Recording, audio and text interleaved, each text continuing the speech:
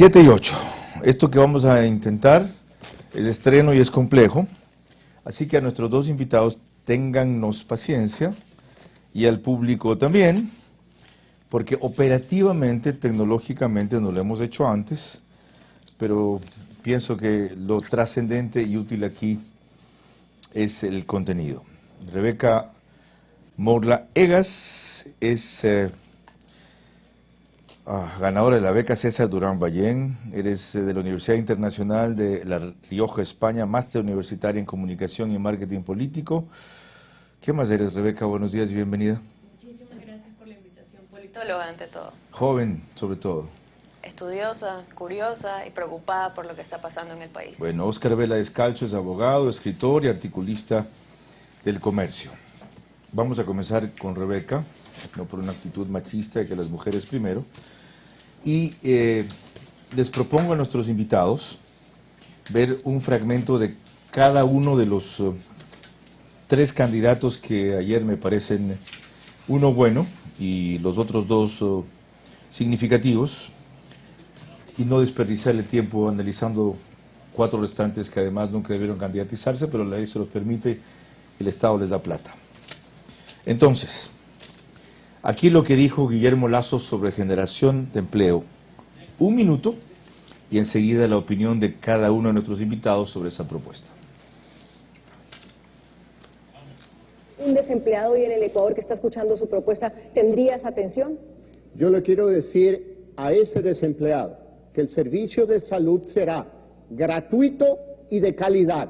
Por lo tanto, tenemos que buscar la eficiencia en la administración del servicio de salud y tenemos que despolitizar la administración de los hospitales para que la administración sea técnica, teniendo como centro a los pacientes, a los ciudadanos ecuatorianos que requieren servicios de salud gratuito y de calidad. Gracias, candidato Lasso. Candidato Andrade.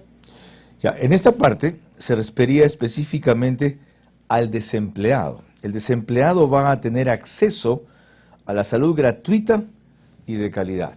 Tu opinión, Rebeca, bienvenida. Muchísimas gracias.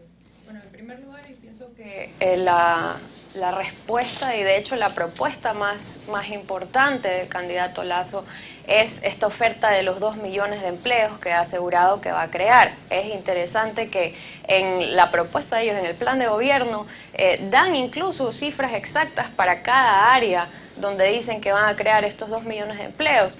No nos han contado todavía cómo lo van a hacer, además de atraer inversión extranjera directa y dar incentivos para los privados y para empresas internacionales que vengan al país a invertir.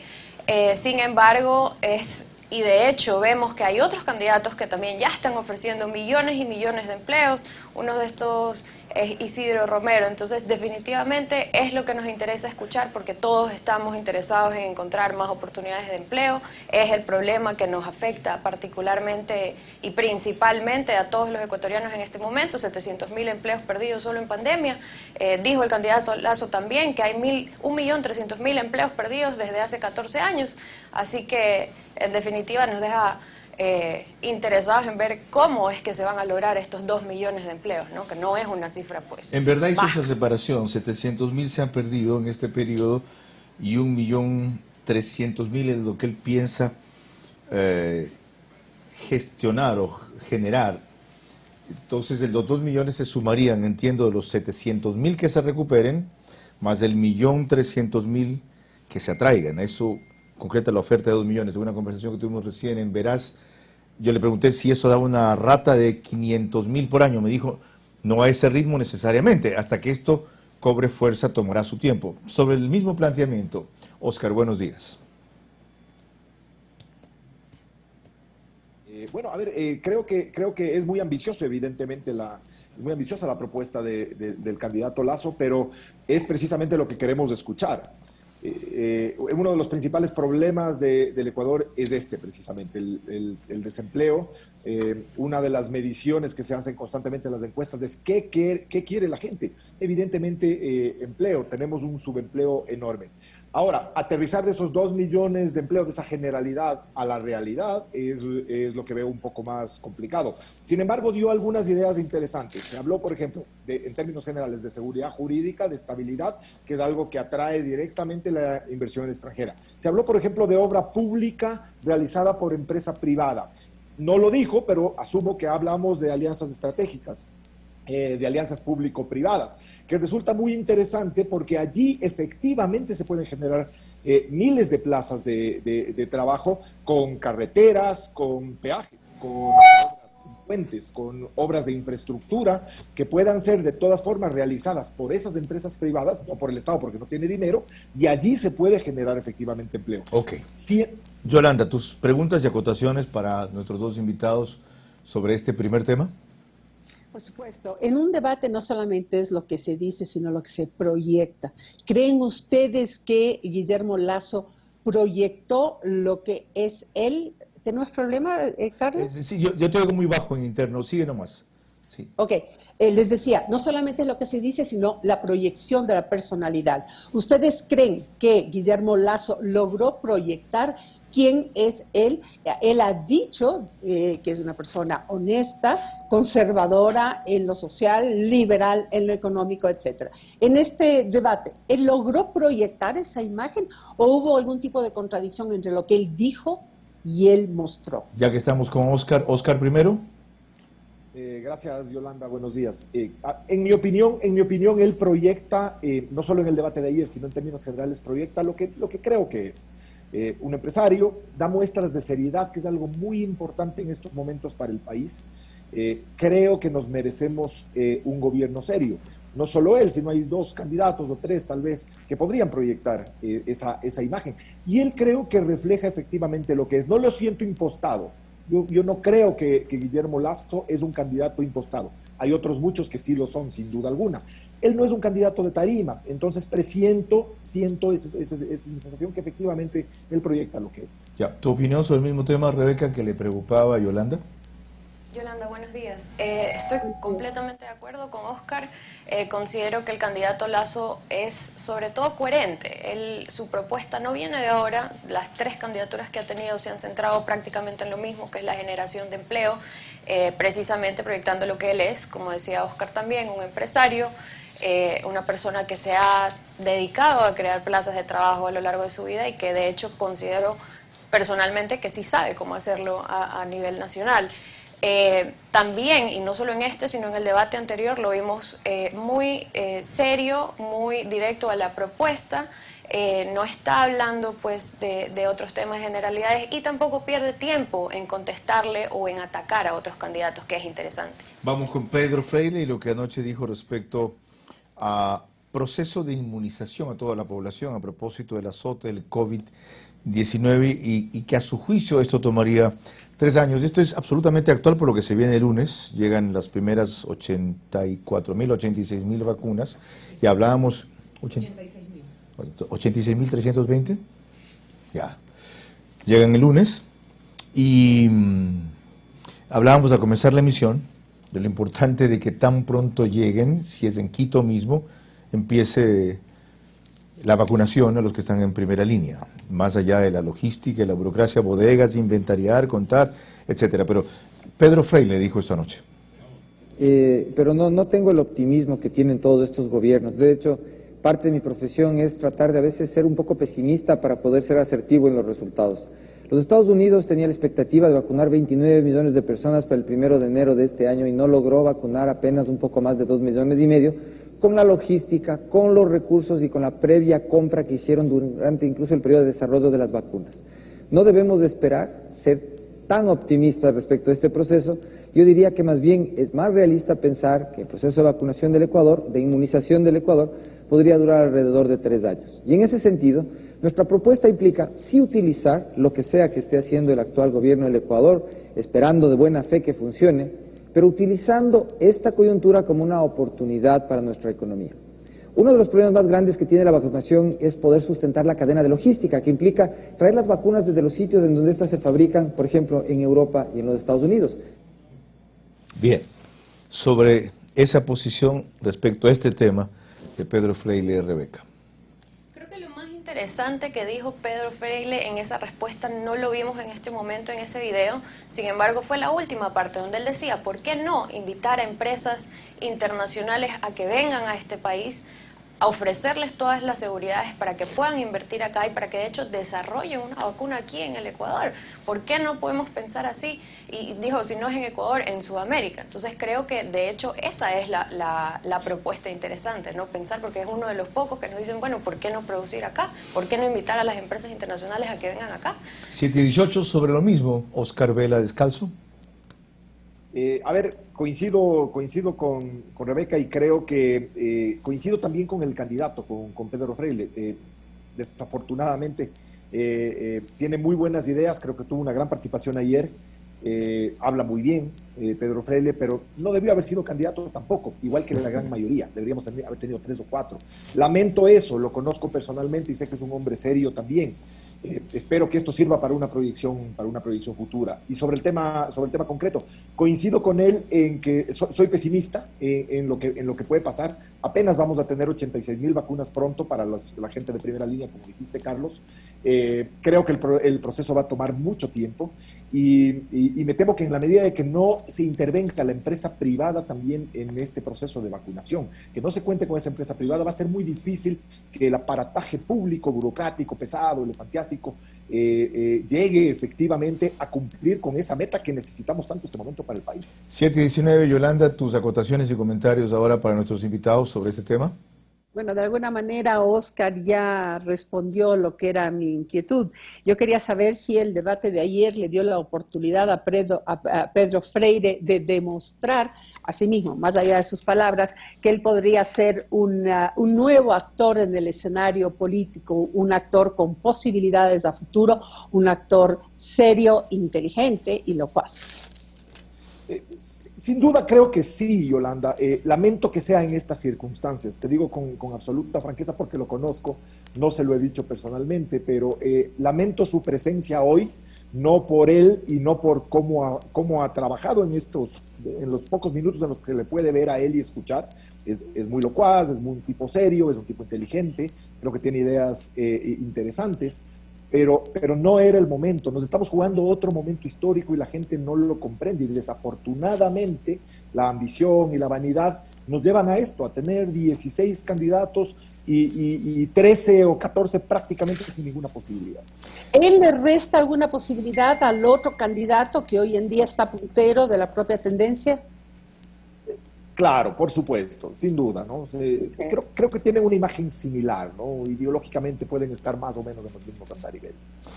Lo grave en esto es que los 50,000 votos que pueda tener, los 200,000 votos que pueda tener, esto último es casi imposible, pueden significar justo el margen que la opción democrática con posibilidades, partidaria de un modelo liberal con sentido social, por ejemplo, llegue segunda y no primera, ya, porque hasta hoy los finalistas son Arauz y Lasso, o Lasso y Arauz según la encuestadora de Ipsos. Eso es lo que sería grave. Ahora, como dice bien Oscar, también conozco a Pedro, él utiliza esta coyuntura para darse a conocer, promoverse, tenernos interesados de mira qué tipo tan valioso. Ajá. Como esos tipos tan valiosos hay tal vez 2 o 3 más. Pero ellos pueden ser finalmente los responsables de que este país premie a quien esté equivocado. Rebeca, ¿sobre esto mismo? Coincido con ustedes, Carlos, Oscar. Creo que definitivamente Pedro Freile ha levantado mucha curiosidad. He leído también en redes sociales muy buenos comentarios hacia él, diciendo, bueno, ¿dónde estabas? ¿Por qué no apareciste antes? Sin embargo, estoy de acuerdo también con que el momento que estamos viviendo políticamente es muy serio, muy grave. Definitivamente no va a estar dentro de los finalistas ni dentro de los 3 primeros, ni mucho menos. Entonces, sí nos afecta a los que creemos que necesitamos salir de la situación en la que estamos y que el camino del correísmo no es la vía, nos va a afectar definitivamente en el resultado final. Guillermo Celi tocó un tema que es transversal, como dice ahora, en todas las discusiones, el de la corrupción, porque en la medida en que se resuelva, no se va a resolver nunca, se disminuya, se controle, se sancione y no impere la impunidad, Primero, hay un estímulo de la sociedad para creer más en el sistema, en la democracia, que es un problema que tenemos ahora. Y segundo, se liberan recursos que se estiman al mínimo, en el periodo anterior eran de 8.000 millones de dólares por año perdidos, que en algún momento estimó el BID que llegaban a 35.000 millones de dólares en la década anterior, entre robo, soborno, corrupción, ineficiencia, retrasos y obras mal hechas. 35.000 millones de dólares. Eso deja clara la importancia del tema. El problema es que como no es un celular que le sacan a la gente del bolsillo, cree que la corrupción no le afecta, y peor que eso, algunos sectores populares han llegado a la conclusión de que todos son corruptos, con la diferencia que los anteriores hicieron y esto no. Bueno, si estos no hicieron fue porque los anteriores fueron ultra corruptos y dejaron saqueadas las arcas fiscales como para atender emergencias de este momento. ¿Ya? Ahora, eso lo tenemos claro nosotros. Eso hay que hacer que lo entiendan otros. Guillermo Celia abordó así este tema. Contra la corrupción, con un gobierno honesto y transparente, con un presidente sin conflicto de intereses y que busque el bien común. Por eso tenemos dos ejes fundamentales, un eje preventivo y un eje combativo contra la corrupción. En el eje preventivo, educación. Tenemos que fortalecer los principios y valores de la familia ecuatoriana, de la nación ecuatoriana, la honestidad, la decencia, la ética y el trabajo esforzado para salir adelante. Eso será fundamental. Y también mi mensaje cariñoso a la juventud. Vamos a eliminar esa prueba Ser Bachiller, ese examen Ser Bachiller, esa prueba matasueños de los jóvenes y de sus familias.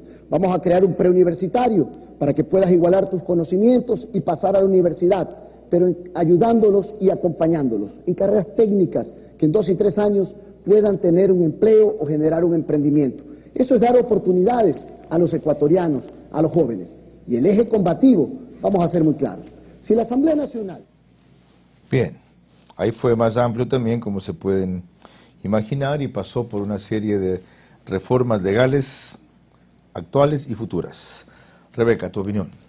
Bueno, considero que hay ciertas precisiones que hacer en esa respuesta que dio. Definitivamente no respondió lo que se le estaba preguntando, sino que fue por el lado de la prueba Ser Bachiller, que de hecho ya no está vigente, porque ya la ministra de Educación anunció que la prueba ya no está, entonces sería una precisión para el candidato. Sin embargo, yo sí estoy de acuerdo en que fomentar la educación en valores es fundamental, es necesario, porque definitivamente la corrupción rampante que vemos en este país también se debe a esa crisis de valores, que los valores que lastimosamente se han perdido, y se ha pensado que la política ahora es pues solamente el camino fácil para enriquecerse, más no para hacer lo que debería hacer.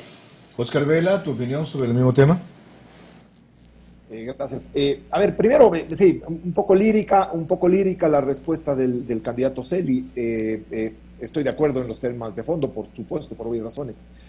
Siempre tendemos a hablar de los temas de valores, de la ética, de la moralidad, etcétera, pero todo aterriza en el tema cultural y en el tema de educación. Para mí esa es la clave de este asunto relacionado en general con la corrupción, por un lado. Y por el otro lado, no lo escuchamos, pero sí lo comentó él hablaba de una serie de reformas.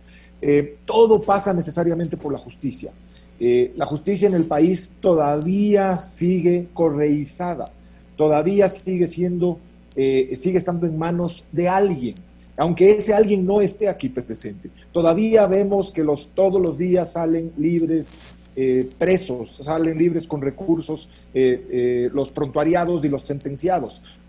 Eso no puede seguir pasando, porque precisamente ahí está el foco de la corrupción. Mientras no tengamos una institucionalidad, un sistema de justicia verdaderamente imparcial e independiente, entonces no funciona nada. Vamos a tener que comenzar de cero probablemente. Educación y cultura, esencialmente. Bien, Yolanda, tus acotaciones y comentarios sobre esto. Sí, yo estoy tratando de poner de fondo el tema y la razón de ser de un debate, y si lo utilizan bien o mal. En este sentido, ¿hubo alguna propuesta sobre el tema corrupción, sobre todo de los 3 que estamos analizando, que a ustedes les haya conmovido, les haya llamado la atención, o lo que han hecho los candidatos es manejarse en el ámbito del diagnóstico, lo cual realmente no mueve un pelo?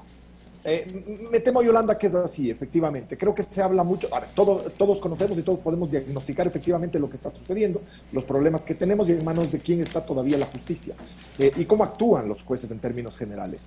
Y la corrupción se escapa por allí. Entonces, no creo que se aterriza todavía en el tema de fondo. Probablemente una reforma judicial amplia, sincera, podría llevarnos a eso. Se necesita voluntad política y quien sea elegido presidente tendrá que tener muy claro que la independencia y la imparcialidad es la esencia para que precisamente esa justicia funcione bien.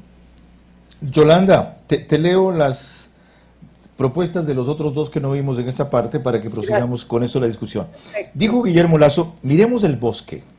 En nuestro gobierno vamos a promover la creación de la Comisión Internacional Anticorrupción que cumpla con dos objetivos: seguir la ruta del dinero y llevar a los corruptos a la cárcel. ¿Qué piensas sobre este mecanismo, Rebeca?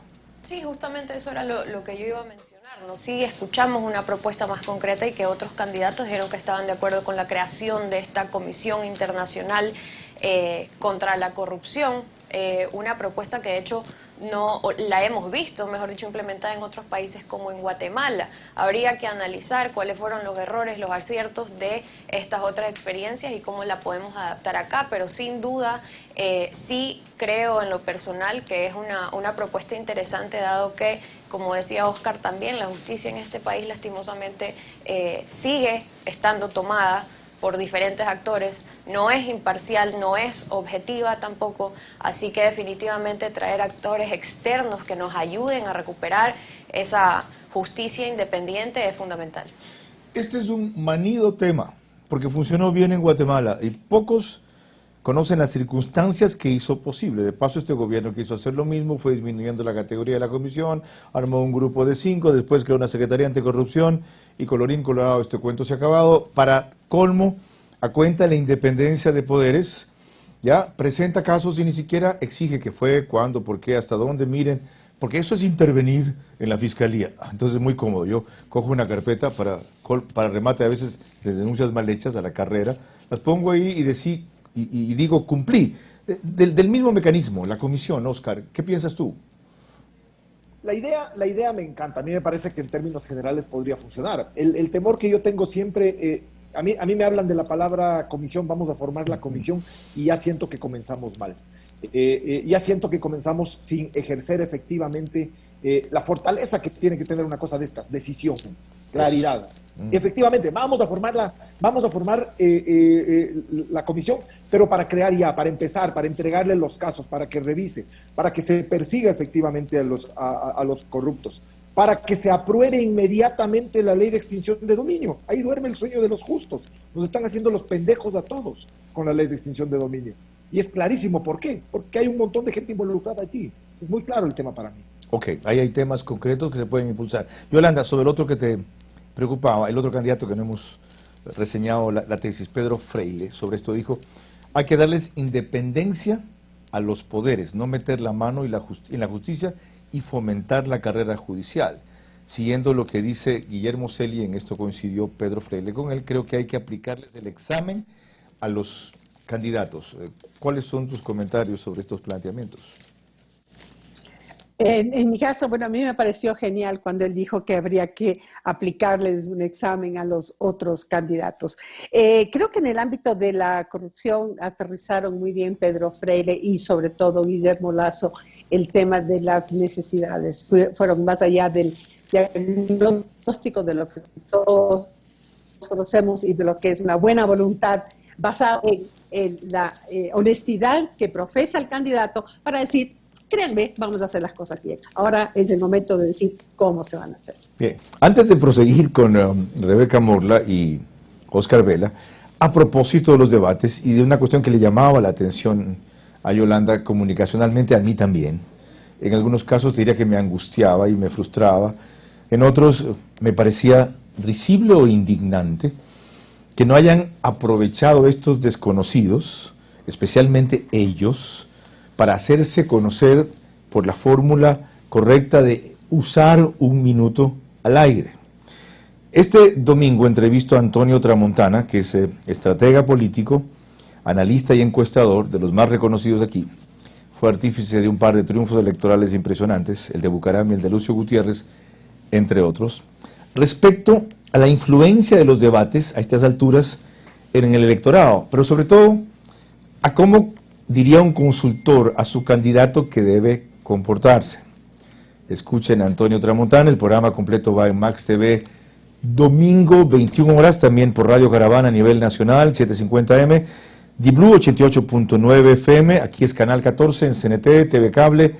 Claro, en La Posta vamos tarde el domingo, porque La Posta adquirió antes el compromiso de no solo transmitir los debates, sino hacer algunos paneles rápidos entre Luis Eduardo Vivanco y Anderson Boscan, y les comunicaré el horario a tiempo, es 22:45, pero les anticipo este fragmento sobre este tema de Antonio Tramontana. El problema principal del país es un problema económico, como tal. Pero si yo fuera a debatir como tal ante el resto, ¿qué diría yo y qué aconsejaría? Y se lo voy a poner con un ejemplo claro. El candidato tiene que tener la suficiente fuerza, seguridad y confianza en decir lo siguiente: señores, el problema del Ecuador es como un aljibe. La cantidad de agua que entra es inferior a la cantidad de agua que sale. El problema está ahí. Pero no termina ahí, porque el problema es que esto que está saliendo no es igual a lo que está entrando, por tanto tengo un problema financiero. Y si el problema es financiero y el problema es económico, quiere decir que alguien me lo tiene que solucionar de alguna manera. Por tanto, si alguien me lo tiene que solucionar, sea que yo sea economista, banquero, administrador y político, tengo que buscar el dinero para cumplir con ¿qué? Primero lo sanitario y luego el empleo. Lo dije en menos de un minuto, ¿verdad? Pero ese es, o sea, cuando uno así puede... se le habla. Nadie aprendió. Ahora sí, le decía a Rebeca Morla y a Oscar Vela, claro, es muy fácil también estar en el banquillo dirigiendo y de espectador en las graderías, ¿no? Anda, siéntate ahí. Pero hay gente con trayectoria y con formación que pudo haber aprendido. Otros sobre todo con urgencia y con necesidad. Es la 21ª vez en su vida que tendrán todos los focos concentrados en él, una página en el universo, quizá una invitación a este programa, y la malogran. Rebeca y Oscar, ahora al contrario, temas que ustedes quieran relevar de propuestas de estos tres candidatos que estamos analizando. Antes de contestar la pregunta, Carlos, sí quería sumar a lo que decían hace un momentito. Ningún candidato aprovechó tampoco para presentarse, para decir su nombre, ni siquiera. Solamente Guillermo Celi dijo al final de su primera respuesta: soy Guillermo Celi y estoy contigo, una cosa así. Entonces, eso también creo que es importante mencionar.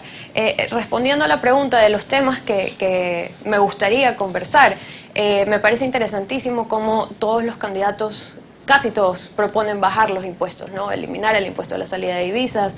Guillermo Celi dijo que va a bajar el IVA del 12 al 8% y hasta el 5% al sector del turismo. Y luego sale el candidato Herbas, que fue, creo que, la intervención que más llamó la atención del público, a decir, bueno, no sean demagogos, no digan que van a bajar los impuestos sabiendo que el Estado está quebrado y que en este momento no es posible. Entonces, y que gustó esa respuesta, ojo, porque en redes sociales lo resaltaron bastante a Herbas por esa respuesta. Entonces, sí creo que es un análisis que hay que hacer en ese sentido. ¿Es posible, es viable bajar el IVA en este momento? Y fue tema predominante, Rebeca, ¿sí? Porque el anfitrión es un tema que le interesa a la Cámara de Comercio, y ellos estaban hablando, equivocadamente creo yo, para ese público, cuando el público importante es aquel que se expande por los medios, que fueron una cadena enorme, y las redes. Pero una acotación final, lo que sea de Guillermo Celi, o adicional. Guillermo cumplió el papel de hacer olvidar a Mauricio Rodas, ¿ya? Cuya alcaldía no fue transparente, para decirlo suave, ¿ok? Y de promoverse él. Perfecta misión cumplida. Si Mauricio Rodas es de la organización de Celi, ¿por qué no apareció? ¿Sí? No le endosa nada. De otro paso. Ok. Oscar, sobre el tema que te provoque citar respecto a lo que plantearon estos tres candidatos. Gracias, Carlos. Uno de los temas que a mí me sigue llamando la atención permanentemente, y creo que ayer solo Guillermo Lasso lo tocó y de forma muy breve, es el hecho de cómo vamos a solucionar el problema de los que están más abajo, de la capa subterránea casi de este país. Se habló de forma muy breve y lo mencionó y dijo vamos a hablar de servicios básicos, etcétera. Yo siempre he pensado que los candidatos no tocan este tema, tocan siempre los temas de encima, los de la industria, los del agro, los de los impuestos, y está muy bien, hay que hacerlo, el empleo esencial, evidentemente, la seguridad, todos queremos que nos hablen de la seguridad, pero a mí me interesaría mucho que me hablen de toda esa gente que no tiene servicios básicos todavía en pleno siglo XXI, agua potable, energía eléctrica, la gente que vive en los páramos, Oscar, la gente que vive en los huascos. Oscar, ahí hay una propuesta emergente de Guillermo Lasso Ajá. sobre un grupo más vulnerable todavía. Él dice que ha detectado por lo menos 300.000 familias que pasan hambre y que Exacto. su prioridad urgente, no única, será concentrarse en las 300.000 familias para sostenerlas con algo equivalente a un bono. ¿Qué opinas de esa propuesta? A ver, me parece que esa es la única, a eso me refería precisamente, es la única ocasión que vi que efectivamente alguien tocó algo del tema. Yo creo que la única posibilidad en este momento de hacer algo de eso, un bono probablemente puede servir de algo. No creo que sea la gran solución. Esa gente que está pasando hambre también pasa otras necesidades y creo que hay que atacar a esas necesidades precisamente. Esa gente no tiene agua potable. Ajá. Esa gente no tiene luz eléctrica, esa gente no tiene servicios sanitarios. Habrá que llegar allá. Lo del bono está muy bien de forma coyuntural. El momento que tenga empleo, ese bono servirá para comprarse la tarjeta del teléfono celular. Ojalá lleguemos a eso precisamente y sirva para algo ese bono y a lo mejor podamos quitarlo luego en algún momento. Eso sería lo ideal, aunque no sea políticamente correcto decirlo. Pero me gusta que toquen esos temas, porque la gente, efectivamente, la gente de abajo, no siente que tocan sus temas directamente. Exactamente, ok. Te hablan de economía y te hablan de esas cosas y para mí es que como si me hablan de la estratosfera. Ajá. Yolanda, tus acotaciones y comentarios sobre esta parte y estos temas. Bueno, yo coincido y me llamó poderosamente la atención, coincido con Rebeca, de que nadie haya sacado provecho de decir cuál es su lista y en muchas ocasiones su nombre, porque realmente algunos son desconocidos totales. Por otro lado, lo que dice Antonio Tramontana me parece importantísimo en estos debates, es saber a quién uno se dirige. Probablemente no sea la gente de a pie, eso seguramente no se va a dar, pero sí se están refiriendo o conectando con aquellos que van a ser eventualmente analistas de intermediarios del tema. Tanto es así que después, para citar un ejemplo, después del debate de ayer, este programa decidió, vamos a ir con los que a nuestra manera de ver ganaron o sobresalieron en el debate de ayer. Por otro lado, destaco el tema del hambre que habló Guillermo Lasso. De todas maneras, yo pienso que él fue el que mejor provecho sacó del debate, en el sentido de que incluso cuando se le ponía una pregunta demasiado específica, la respondía, pero llevaba el nivel, el tema a otro nivel. Nunca se quedaba con el árbol, como él decía, él veía el bosque y tuvo propuestas muy interesantes. Ok, vamos un ratito al tema de los impuestos, Rebeca, porque creo que lo tocamos muy rápido, superficialmente también, pero puntualmente es lo importante en programas como estos. De paso, aquí no estamos ante la academia, sino ante un público de sector medio-bajo para arriba, que valora precisiones. Lo demagógico es decir que no se puede bajar impuestos, o lo ignorante. Es desconocer que la baja de impuestos produce aumento de recaudación, que es la meta de una baja de impuestos, y concretamente en el IVA, dependiendo también de cómo se lo haga, momento, generalidad del impuesto, etcétera. Guillermo sí le habló de bajarlo de 12 a 8%, otros de un IVA segmentado solo para turismo 5% y un par de años nomás. En fin, y ha sido la lucha con los cuadrados de finanzas. No se puede bajar impuestos, sí, porque suben recaudaciones. Es decir, en el momento aumenta el consumo, mueve más el aparato económico. En el momento, ahora no, esto tampoco es automático, esto no es un dogma, ¿no? En el momento en que el consumidor siente que no te quitan el 12% cuando vas a pagar, sino el 8%, se anima a comprar más. Acota eso, Rebeca. Impuestos. En general, lo otro, ¿no? El ISD progresivamente se va a ir bajando, el impuesto a la salida de capitales, en fin, preferencia para la inversión extranjera en impuestos. El tema impuestos, los jóvenes, los millennials como tú, ¿cómo lo ven? Definitivamente este es un tema que llama la atención y en lo personal me alegra ver que la propuesta de la mayor parte de candidatos va en ese sentido. Ya no nos están proponiendo subirnos los impuestos, el Estado más fuerte, recaudador, etcétera, sino más bien aliviarnos un poco la carga a los ciudadanos con el tema tributario, ayudarnos a que no nos quite tanto el Estado para poder vivir, porque digamos... Ahora, Rebeca, si lo fueran a subir tampoco te lo van a decir. No, pero... lo que quiero destacar es que todos nos están proponiendo, a diferencia del modelo que ya tuvimos, nos están proponiendo bajarnos los impuestos, nos están proponiendo apertura comercial, nos están proponiendo tratados internacionales. Pero me llamó la atención que en tu segmento haya entusiasmado el comentario de Javier Hervas, porque la connotación de lo que dijo Hervas es: no voy a bajar impuestos, los impuestos deben mantenerse. Pero el comentario de Hervas llama la atención no precisamente por la propuesta como tal, sino por el hecho de que es tomado como que él está diciendo la verdad. Ajá. Como que está siendo sincero. Algo que lastimosamente la gente ya no lo percibe. ¿Por qué? Porque la gente no confía ni en los partidos, ni en los políticos, ni en el gobierno, ni en las instituciones. Ese es el problema. Es decir, y de paso, no te ofendas, ¿no? Rebeca es una típica millennial. ¿Ya? No es millennial en todo sentido, pero es una típica millennial. Qué interesante, o sea, la actitud en ese caso de él fue lo que más les impactó antes que el contenido. ¿Les pareció honesta esa declaración? Correcto. Ok. Oscar, sobre el mismo tema, impuestos. Gracias, interesante, Rebeca, tienes toda la razón. De hecho, cuando habló Hervas en ese momento, a mí lo primero que se me pasó es, está siendo sincero, está siendo sincero. Sin embargo, coincido plenamente, Carlos, contigo. Efectivamente se puede bajar impuestos, se debe bajar impuestos para incentivar a la economía del país. Precisamente nosotros carecemos de inversión extranjera, entre otras cosas por el famoso ISD que tiene que eliminarse, gradual o de una sola vez tiene que eliminarse. La inversión extranjera no va a venir acá si nosotros no tenemos, por ejemplo, una tabla de impuesto a la renta muchísimo más baja, más atractiva. Tenemos que parecernos a lo que hace Colombia y Perú, que tienen recursos 30 veces mayores que nosotros de inversión extranjera. Y nosotros no lo recibimos por falta de seguridad jurídica, por ser un país con impuestos excesivamente altos, cargados de impuestos por todo lado, 15% de utilidades de los trabajadores, etcétera, etcétera. Se puede y se debe bajar los impuestos, y agradezco efectivamente que los candidatos, y sobre todo el más opcionado, en este caso del día de ayer, Guillermo Lasso, efectivamente también va en esa línea. Espero que se concrete esa propuesta.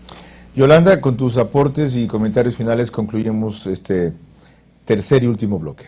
Me parece muy bien, esta apreciación que tiene Rebeca me parece muy interesante. Sin embargo, la única réplica, si no me equivoco, que utilizó Guillermo Lasso fue justamente para decirle a Hervas: está equivocado.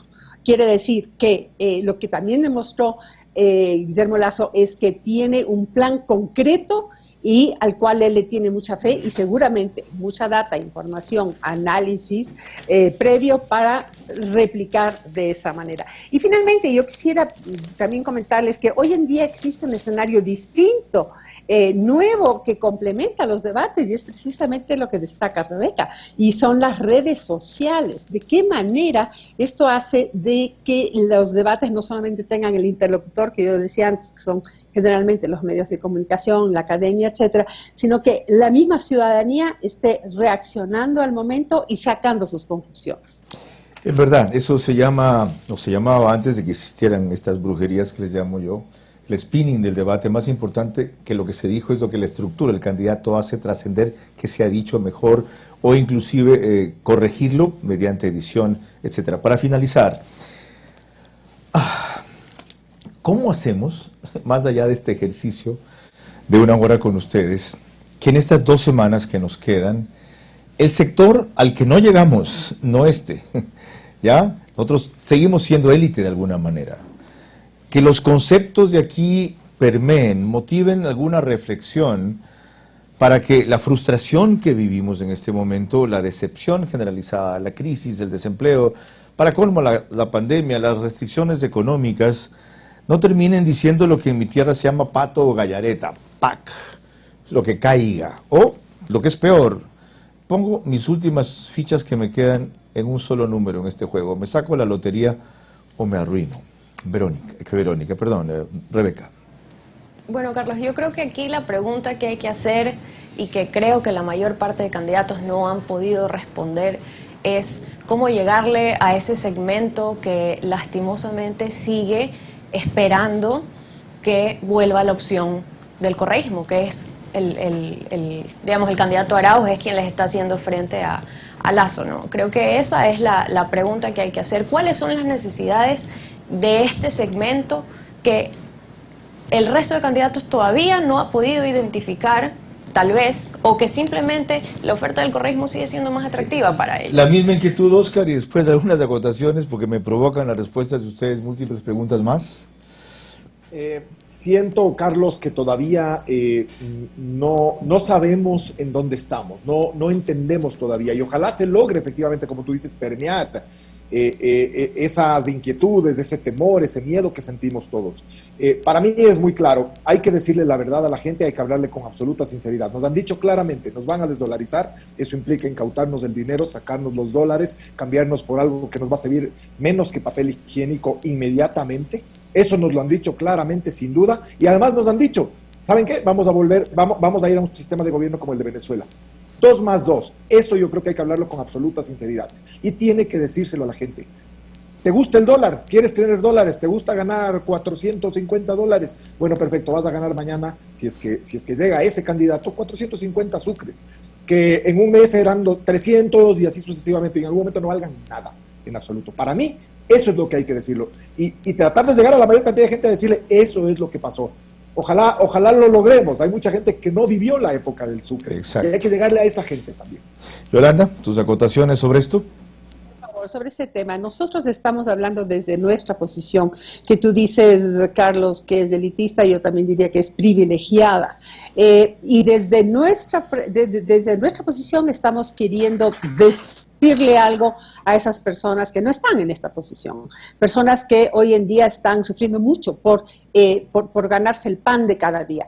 Entonces, en donde estas promesas ilusorias, ¿verdad?, y ficticias les puede llegar. Sin embargo, lo que no hemos acabado de hacer es escucharles a ellos.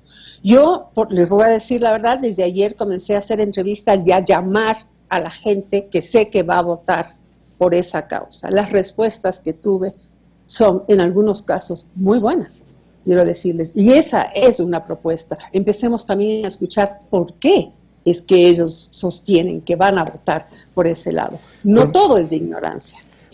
También tienen su percepción muy clara. Exacto. Hay una lógica allí. Sí, no es todo equivocación. Muy bien. Miren, quiero dedicar este segmento de una hora excepcional que acabamos de hacer como un homenaje especial a quien hoy cumple 3 años frente a este canal, que es Yoconda Juez.